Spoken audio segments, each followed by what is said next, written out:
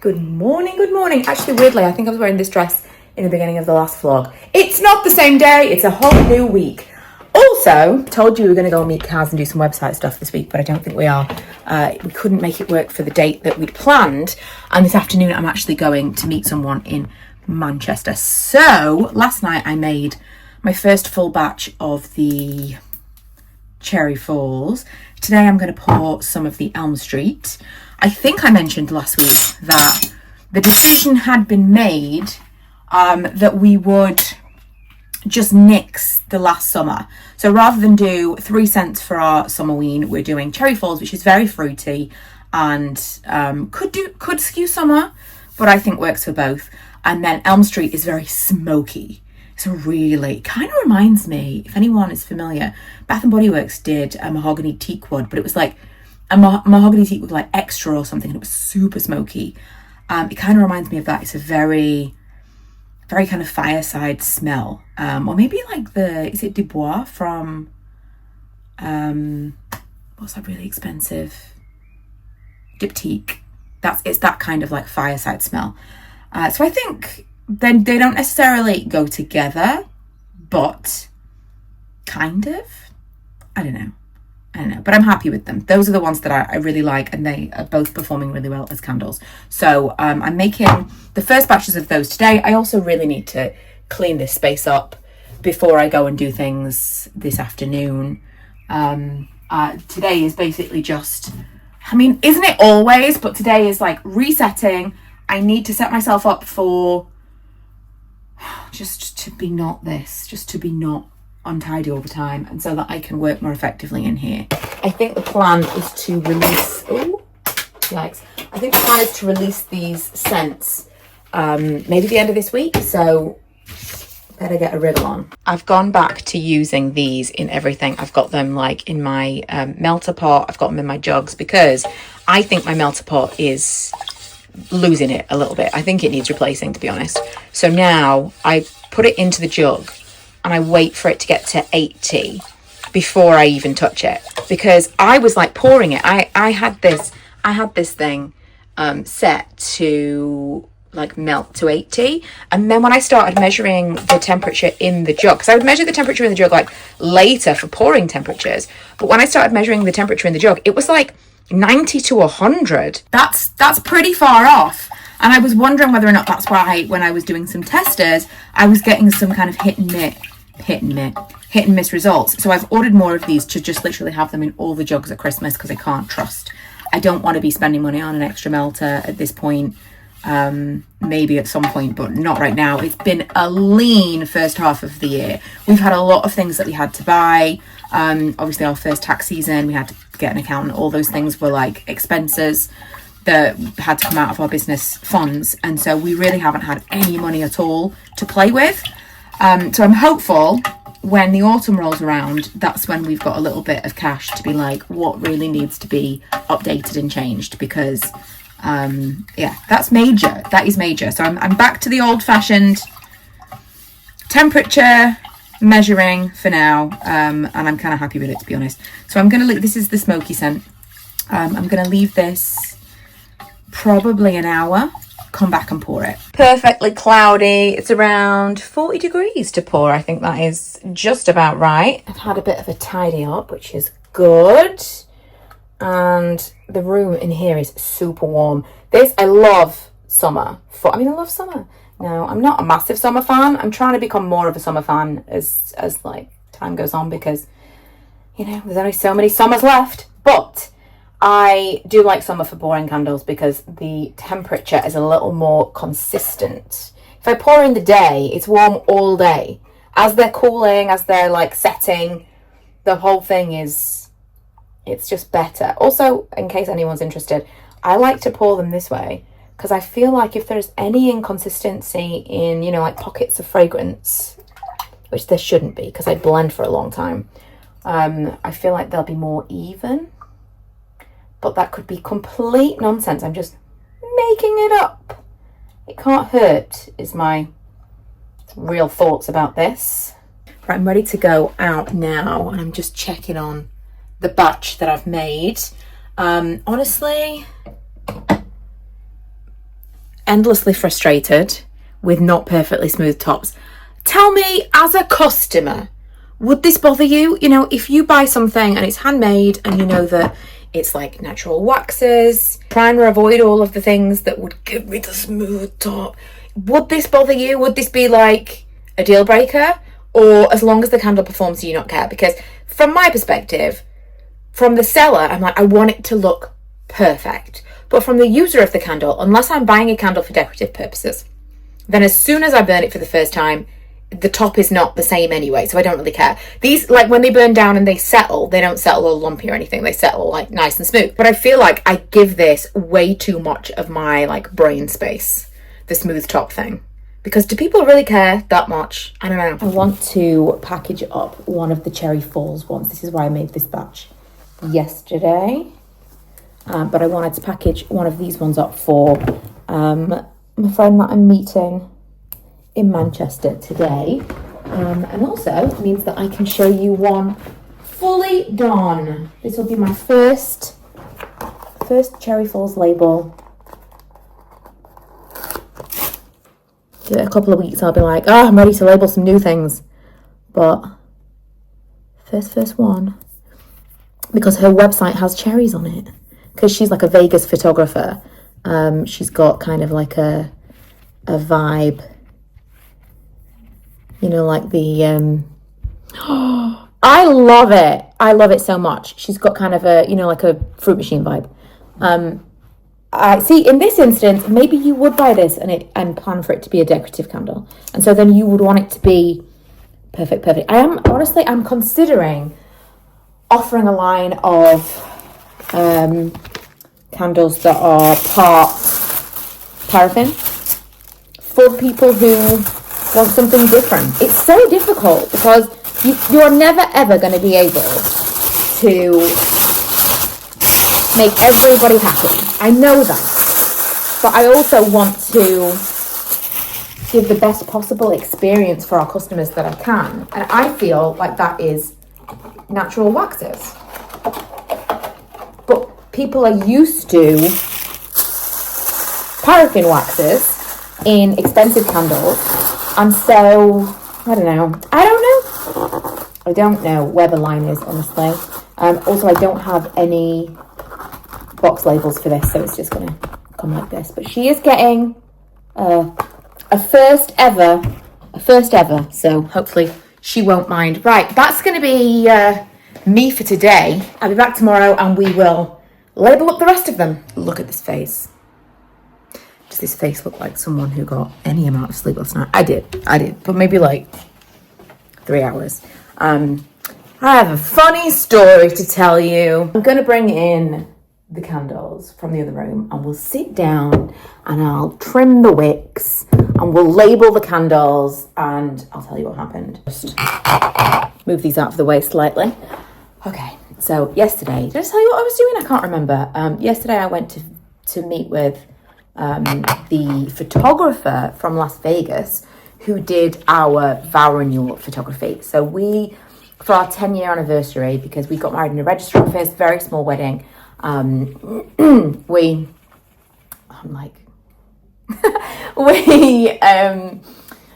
decided to do like the elopement that we always wanted to do and get some really nice photos taken, and it was fantastic. I can't recommend that enough. Either if you're looking to get married in Vegas or you're looking to do a vow renewal, just 10 out of 10. 10 out of 10. Would definitely recommend, and I would recommend Heather if anyone's interested. I'll give you her information. So she just shot a wedding in Ireland, and she messaged me and said, you know, while she's here, which I know Ireland is not here, but like to her it is, did I want to meet up? So we met up. I was excited about it. We kind of arranged it last minute, and Milo is thankfully of an age now where I just handed him over some cash to take his friend to McDonald's after school, and then he waited around for Lee to pick him up. Perfect. That's the perfect age for children. The perfect age for children is when they are self-sufficient enough, but still like under 18 and can't be going out drinking. That's my perfect age for children, in case you ever wondered. So that was all good. I could kind of last minute arrange that, fine. But I wasn't going out until late in the evening. That's not straight. I wasn't going out until late in the evening. Usually, if I went to Manchester for the day, I'd do like a daytime. But I didn't get there till like 4. We had an afternoon tea. It was so nice. If you've ever been to Brown's in Manchester, it's not somewhere that I've looked at before because it's not, I would usually go to like a bar or somewhere a little bit like cool in Manchester. But because she's from America, I thought, where could I take her that is like English? Because she was literally just in Ireland. She's not spending very much time here. Where could I take her? And I really, really would recommend it. I have been to a ton of different afternoon tea experiences and they are hugely varying in quality and just everything about it. And everything, the woman, now I'm saying this, I'm going to go, I might even send an email, be like, the woman who served us was so lovely. The food was fantastic. Everything was really nice. And it was really affordable. I think it was about £25. Super fancy. Again, if you're in Manchester, especially if you like traveling, but if you're in Manchester and you're looking for something a little bit posh, it's got that total vibe, but it doesn't have the price tag. We both had like a cocktail. I had a mocktail, she had an actual cocktail. In addition to, and I think I paid like £70 total for a full afternoon tea. I don't think that's bad in Manchester. Anyway, I digress. We did that. We did a couple of other things. And then I knew what train I wanted to get home on. And then she said, do you want to take some photos before we leave? And I was like, well, I'm not going to pass up having my photo taken by someone so fantastic. So she took some like shots. Whether or not they ever see the light of day, time will tell. But she took some photos and we were kind of walking back to the station. By the time we got there, I realized I was not going to get the train that I thought I was going to get, which, you know, is what it is. But there were a couple of other options. And I decided to hold out until the direct train, which was pretty much the last train home. That train was so delayed. It was like getting delayed. It was getting delayed. It was getting delayed. Forever and ever and ever. Also, I just got a notification that a marketing email went out. Would you guys be interested in, I've recently been using, I think it's called Klaviyo or Klaviyo. And I think I'm going to go back to PicMonkey because a lot of what I'm paying for with that, I think I'm more putting the time in Canva than I am. Whereas PicMonkey's MailChimp. MailChimp's a lot cheaper than Klaviyo. Would you be interested in anything about mail stuff, email marketing? Because I scheduled a ton of content out before we went away and it's still going up because I forgot how many emails I scheduled. So I'm surprised myself when those emails appear. But yeah, let me know. So these are not quite right, some of these labels. Annoying. The train kept getting delayed and delayed and delayed. And I'm sitting on this platform and it's supposed to come at like 11 minutes past. Then it's like 31 minutes past, 40 something minutes past. I'm like, oh my gosh, just let me get on this train. I want to go home. It said a particular time. A train turned up at that time. I've got my headphones in. I'm listening to the Death Becomes Her soundtrack. I'm not really paying attention, but the board says this train. It's got the time. I'm thinking this is this train. I get on the train and pretty quickly I'm like, why did nobody else get on this train? Like I didn't even sit down. I'd got on the wrong train and the train doors locked almost immediately. I was literally before the train took off, before the train drove away, I was trying to get off the train and it was too late. And I knew I was on a train to Manchester Airport, which is in the opposite direction. And I also knew I was missing my last train. That was not my favourite. Not my favourite. By this point, it's like 10:30 and I'm at Manchester Airport or going to Manchester Airport. Then I'm looking online, like, well, how can I get home? Everything that I'm searching for says I get home at like 6 o'clock in the morning. So I'm like, okay, cool. That's going to be a real nice chunk of time where I'm sitting in a train station all night, which that wouldn't be the first time. I have spent the night in St Pancras station wearing a red cloak and a brown wig. I didn't have to wear the red cloak and a brown wig, but it was October and all the layers were very welcome. It was after a Halloween party, but I was drunk. Like not drunk, but like I'd been drinking. decision making is impaired and you're like, oh, it's fine, I'll get there in time. I had not had one single alcoholic beverage yesterday. I was like fully in my faculties, just tired, just want to get home, got on the wrong train. So annoying. Anyway, everything that I was looking at to Doncaster said, oh, you'll get home at 4 o'clock in the morning. So then I started looking to Sheffield because that's like the closest possible next station. Even those ones were coming up at like, you'll get back at 4 o'clock in the morning. And weirdly, because I just thought I'll hang out in Manchester station, I'm not paying £90 for an Uber. Weirdly, something made me think I'm going to look at the in-betweens, and I found something from Piccadilly to Sheffield that got me to Sheffield at about 20 to 1 in the morning. It wasn't showing up here, but it was showing up here. I don't know, honestly. Frustrating. But in the end, I managed to get my train back to Sheffield, and then I Ubered from Sheffield to Doncaster. And you would think that that's where the story ends, but it doesn't.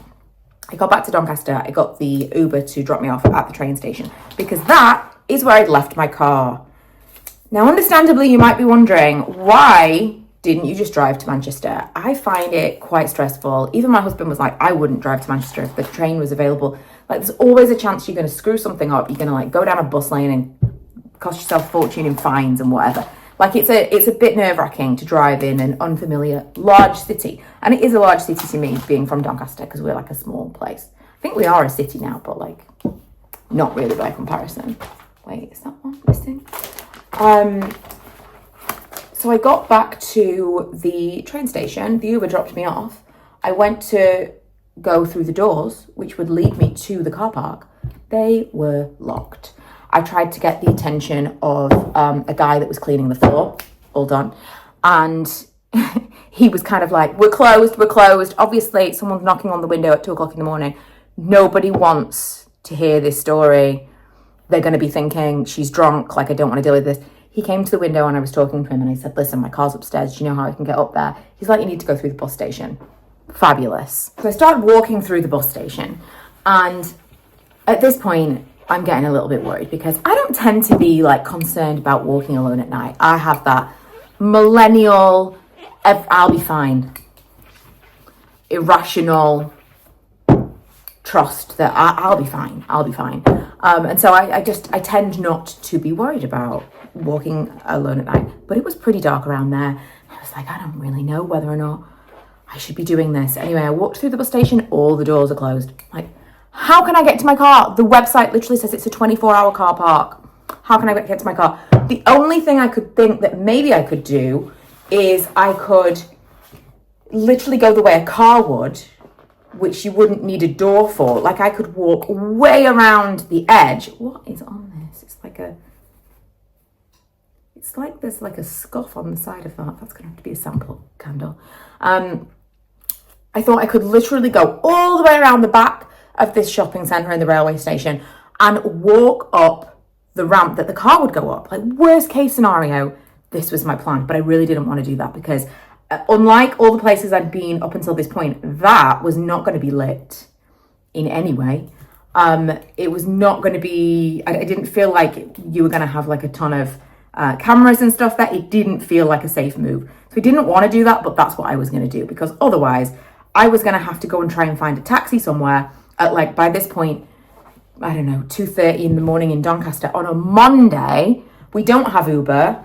There's a very good possibility that if pubs have all closed at this time, there wouldn't be a taxi around. I'm not calling my husband at that time in the morning. So many things in my mind. So I'm walking through the bus station and a security guy, like up ahead, is like waving to me. Obviously thinking like, what are you doing? But again, at that time of the night, they're probably thinking this is some like crazed lunatic / at least absolute minimum drunk, kind of preparing themselves to deal with me. I told him what was going on. He didn't even know there was a car park, so I really didn't think we were going to get anywhere. But he called someone in security who let me in. They then took me to the elevator, which kind of surprised me. I thought, given that the whole thing was closed, like a security issue, I thought that they might take me at least to the final elevator that I was going to get in, the final lift part that was going to get me up to the car. I was kind of just left alone to go into the shopping centre when it was fully closed, which was weird because I had to go and pay for my parking. I got to the part where you pay for the parking, and this was the weirdest part. There was a guy who was definitely something to do with the cleaning crew, but he was like behind a barred section. It's like he couldn't get to where I was. It was all cordoned off, and he was like leaning on these bars and talking to me, and I thought, this feels like one of those, like, I'm glad we're not in the same room, because he was talking to me a little bit too much for my liking. And again, asking me, why didn't I just drive? I'm like, it's not helpful at this point. So at this point, we are where we are.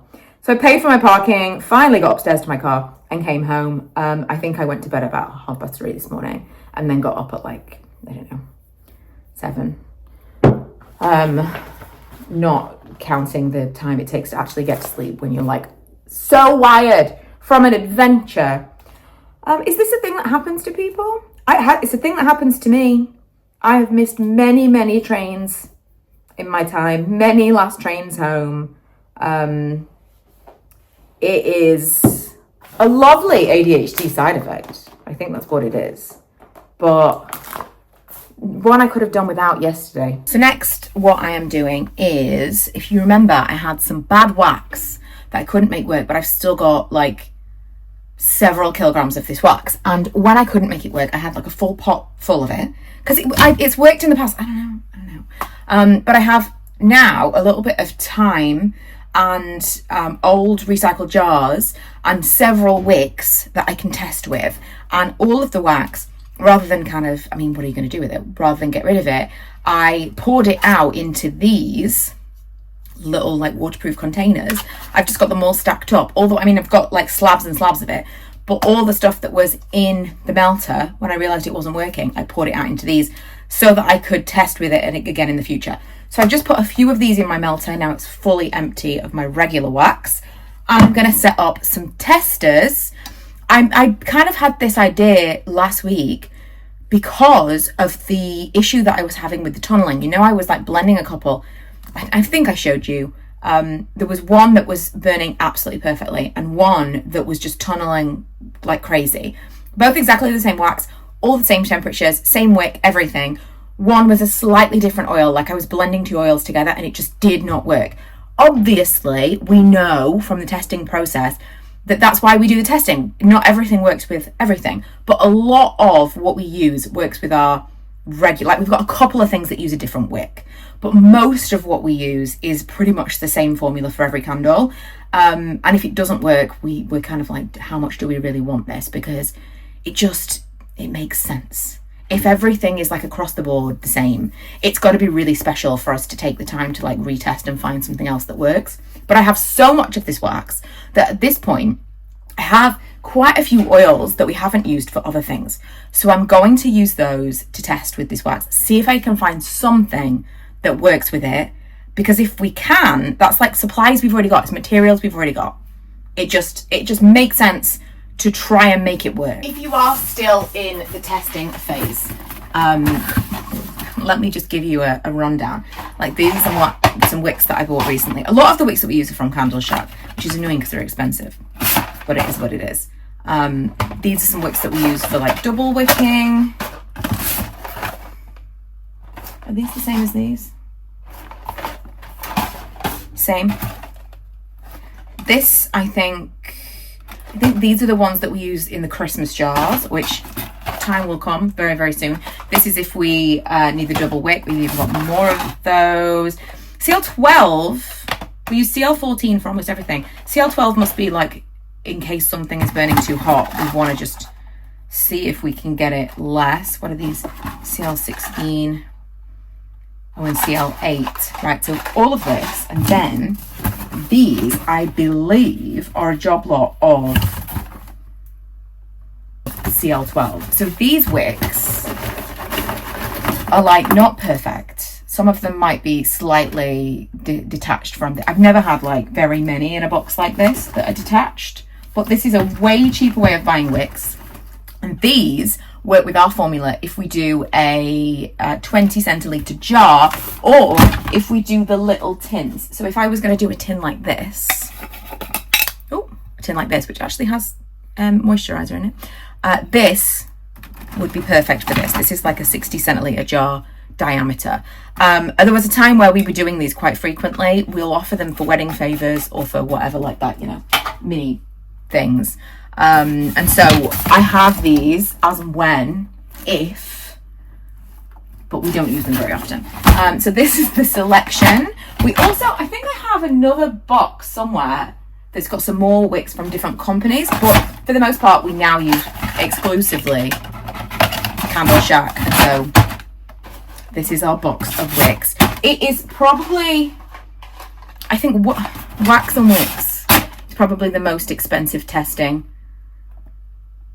that you do when you're doing the whole candle business, like early stages, to see when things work. But I would recommend things like this, things that are shallow. You're using less materials, obviously using the wick, but using less materials. You want to see how that wick works with the diameter. So if you can find, I know some people do like half filled jars. That's not a full test, but in that initial phase of, I just want to see if it burns.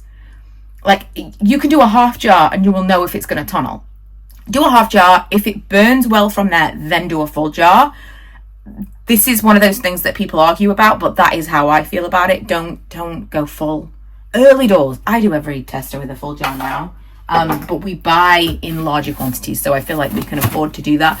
But early on, when you don't know anything, you don't have one thing that works 100%, just do half sizes, do shallow testers, because it's just such an expensive period of time. And at that point, you don't even know if you're going to do it long term, if it's ever going to make any money, let alone like you don't even know if you're going to make the money back that you spent on it. So yeah, maybe a video on candle testing would be good. Although I did, the other day, I did get, is this the one I want to leave out?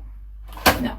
I did get a few comments on last week's video because I made those little testers for my friend and I didn't do them correctly. I was obviously talking at the same time and not, I mean, this is a great example because I'm talking now and not paying attention to what I'm doing. Okay.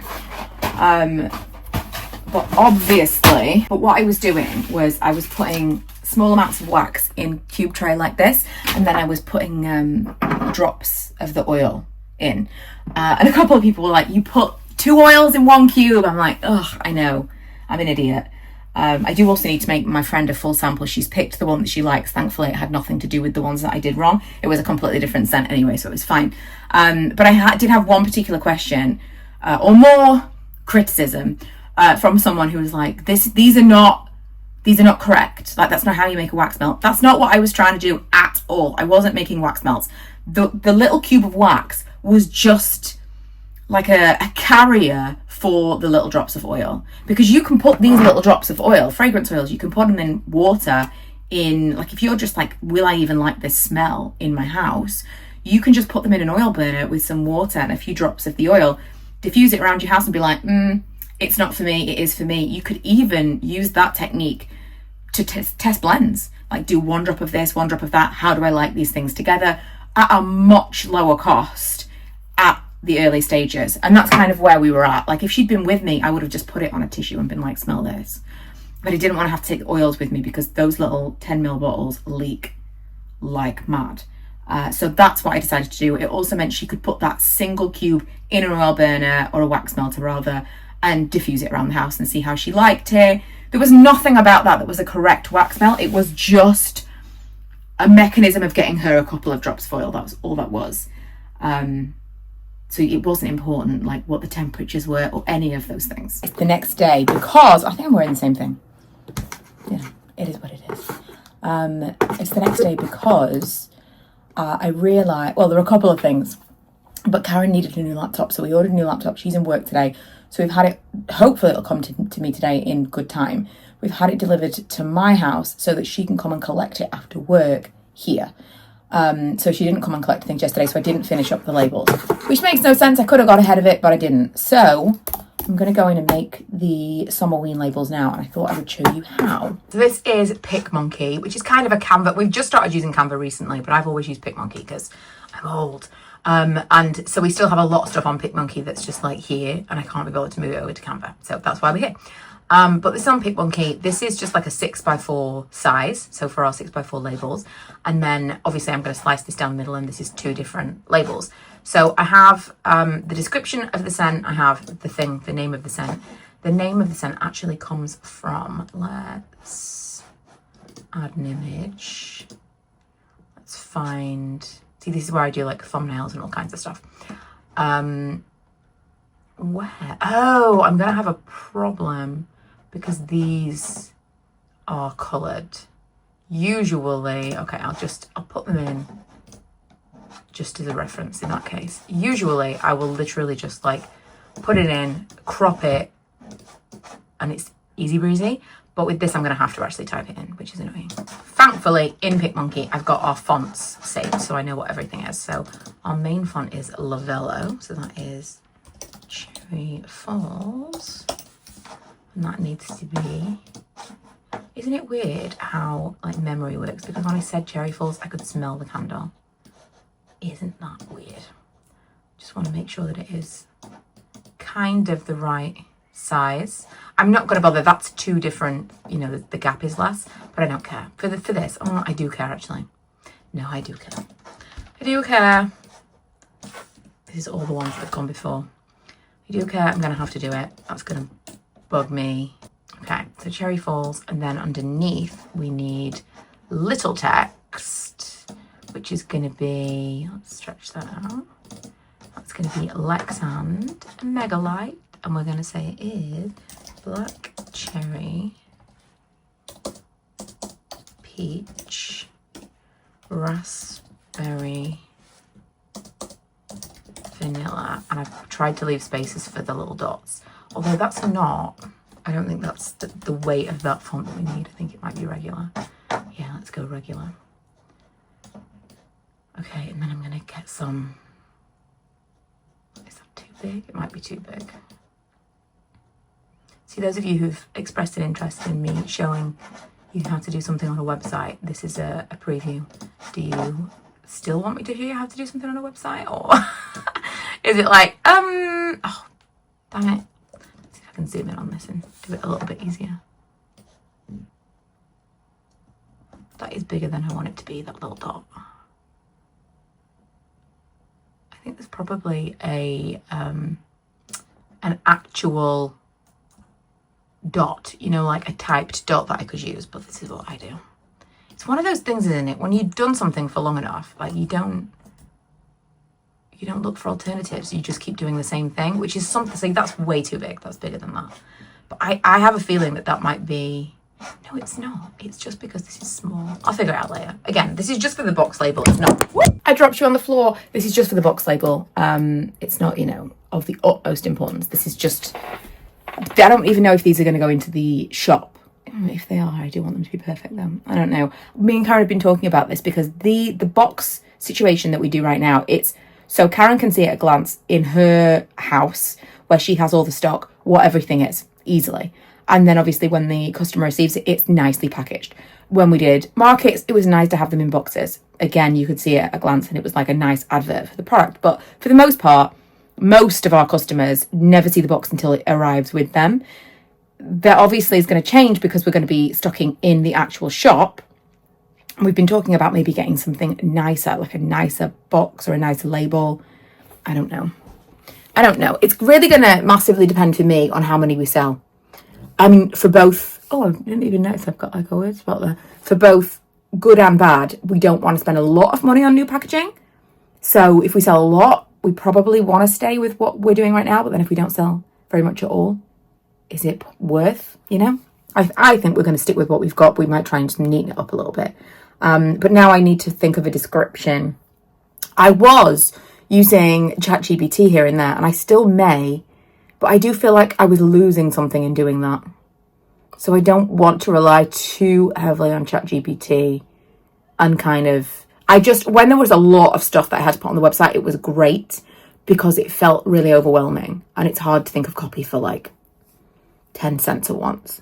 But like ad hoc things like this, I have in my mind what we did when we put this collection together. So I think I can probably knock out a description pretty easily. And then I had to start work. which is a real downer. So I ended up finishing everything up after work. I'll show you. Everything got boxed up. It's all ready for Karen to collect. This and the new laptop later on. She's going to pick these things up after work. I'm on a late shift today. Full disclosure, I wrote descriptions for both of these candles and then I ran those descriptions through AI. Just to, punch them up a little bit because I was running out of time. I will read them to you. Elm Street. A scent straight from the shadowy corners of your favourite 80s horror flicks. Earthy moss and damp woods creep in like fog on a forgotten suburban street. I mean, it's just too good. On a forgotten suburban street, while tendrils of smoke curl through the air. Mysterious lingering, a little too quiet, warm amber and a touch of vanilla soften the edge, like a cosy blanket pulled up just before the nightmare begins. It's hauntingly familiar, deliciously eerie, and made for those who live for midnight movie chills. Honestly. The Cherry Falls says, your favourite late night movie marathon in candle form. Juicy black cherry takes the lead like a final girl in red lipstick, backed by flirty peach and tart raspberry in a fruity plot twist. A swirl of creamy vanilla rolls in like a VHS static, and popcorn-scented air is bold, nostalgic, and just the right amount of wicked-like sneaking horror movies on a school night. They're just fabulous. Fabulous. I know there's some real cons for AI, and I don't like it for images. But when you are writing a lot of copy for things, it's been invaluable since I discovered it. Anyway, everything's boxed up. Now I'm going to try and get a couple of reels filmed for the promotional, get everything ready to launch, because we're going to launch tomorrow. Officially, apparently, Summerween starts tomorrow. So I had it in my diary of this is when it's going to start. And then I was looking it up and I was like, this is just magic. It just all fell into place at the same time. Also, Summerween originated from a show called Gravity Falls that I watched with my son. And I had no idea that was the first reference. So I love that. I am so pleased. What is going on with my hair? I just literally threw it on top of my head because it's so warm. Honestly, I have been recently very tempted to cut it off all really short again. Just because, it went from really long to really short last year. But it's getting warm again and I'm like, feels like I'm wearing a hat and a scarf all the time. What was I saying? I'm gonna put the reel on now. I might get copyright strike because it is technically from a Disney show, but I think it's funny.